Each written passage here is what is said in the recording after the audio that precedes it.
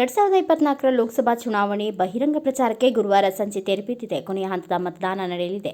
ಚುನಾವಣೆಯಲ್ಲಿ ಗೆದ್ದು ಬಿಜೆಪಿ ಮತ್ತೆ ಅಧಿಕಾರ ಹಿಡಿಯಲು ಹವಣಿಸುತ್ತಿದೆ. ಅದಕ್ಕಾಗಿ ದೇಶದಾದ್ಯಂತ ಪ್ರಧಾನಿ ಮೋದಿ 155ಕ್ಕೂ ರ್ಯಾಲಿಗಳನ್ನು ನಡೆಸಿದ್ದಾರೆ. ಅಷ್ಟೇ ಭಾಷಣಗಳನ್ನು ಮಾಡಿದ್ದಾರೆ.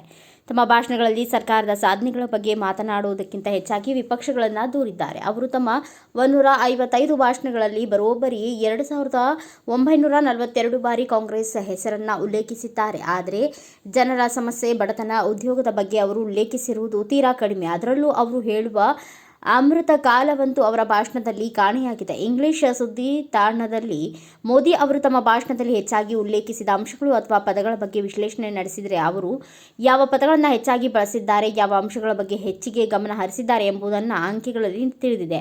ಉದಾಹರಣೆಗೆ, ಮೋದಿಯವರು ಮೊದಲು ಮತ್ತು ಎರಡನೆಯ ಹಂತದ ಮತದಾನದ ಪ್ರಚಾರಗಳಲ್ಲಿ ಮುಸ್ಲಿಮರು ಎಂಬ ಪದವನ್ನು ಪ್ರತಿ ಭಾಷಣದಲ್ಲಿ ಸರಾಸರಿ 1ಕ್ಕಿಂತ ಕಡಿಮೆ ಬಾರಿ ಬಳಸಿದ್ದಾರೆ. ಆದರೆ ಮೂರನೇ ಮತ್ತು ನಂತರದ ಮತದಾನಗಳ ಪ್ರಚಾರದಲ್ಲಿ ಮುಸ್ಲಿಮರ ಪದ ಬಳಕೆ ದುಪ್ಪಟ್ಟುಗೊಂಡಿದೆ. ತಮ್ಮ ಪ್ರತಿಸ್ಪರ್ಧಿ ಕಾಂಗ್ರೆಸ್ ಪದವನ್ನು ಮೋದಿ ಅವರು ಅತ್ಯಂತ ಹೆಚ್ಚು ಬಾರಿ ಬಳಸಿದ್ದಾರೆ. ಆದರೆ ಯುವ ಜನರಿಗೆ ಸಂಬಂಧಿಸಿದ ಉದ್ಯೋಗದ ಬಗ್ಗೆ ಕೇವಲ 53 ಬಾರಿ ಮಾತ್ರವೇ ಮಾತನಾಡಿದ್ದಾರೆ. ಹಿಂದೆ ಮಹಿಳೆಯರ ರಕ್ಷಣೆಯ ಬಗ್ಗೆ ಹೆಚ್ಚಾಗಿ ಮಾತನಾಡುತ್ತಿದ್ದ ಮೋದಿ ಅವರು ಪ್ರಜ್ವಲ್ ರೇವಣ್ಣ ಲೈಂಗಿಕ ಹಗರಣ, ಮಣಿಪುರ ಹಿಂಸಾಚಾರ, ಮಹಿಳಾ ಕುಸ್ತಿಪಟುಗಳ ಪ್ರತಿಭಟನೆ ನಡೆದಿರುವ ಇಂತಹ ಸಮಯದಲ್ಲಿ ಮಹಿಳೆಯರ ಬಗೆಗಿನ ಉಲ್ಲೇಖಗಳು ತೀರಾ ಕಡಿಮೆ ಇವೆ. ಅವರು ಮಹಿಳೆ ಪದವನ್ನು 244 ಬಾರಿ ಮಾತ್ರವೇ ಉಲ್ಲೇಖಿಸಿದ್ದಾರೆ.